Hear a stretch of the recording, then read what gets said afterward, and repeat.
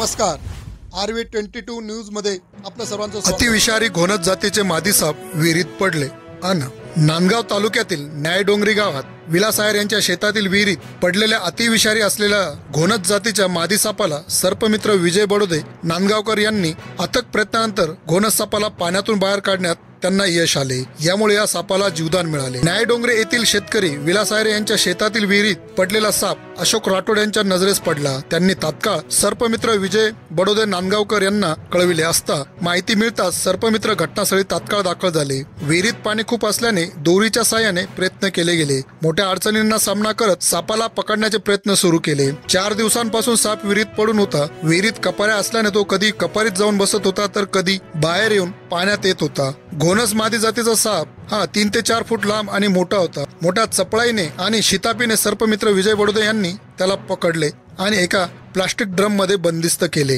सर्पमित्र विजय बडोदे यांनी माध्यमाशी बोलताना पुढे सांगितले, घोणस साप हा विषारी प्रजातीचा आहे। सध्याचा हिवाळा काळ हा त्यांचा मिलन काळ आहे। पहाटे पहाटे किंवा रात्रीच्या वेळेस हा साप फिरतो किंवा दिवसा देखील निर्धास्तपणे फिरतो। या सापाचे वैशिष्ट्य म्हणजे हा घोणस साप माणसाच्या वाटेला जास्त करून येत नाही। समजा एखाद्या वेळेस त्याने हाताला किंवा पायाला चावा घेतला तर ताबडतोब रुग्णालयामध्ये जाऊन प्रतिविष टोचून घेणे आवश्यक आहे। हा एक महत्त्वाचा उपाय आहे। थंडीच्या कालावधीत घोणस प्रजातीच्या सापापासून सावधान राहावं। सर्पमित्र विजय बडोदे यांनी साप बंदिस्त करून वन अधिकाऱ्यांच्या परवानगीने सायंकाळी जंगलात सोडण्यात आल्याची माहिती दिली।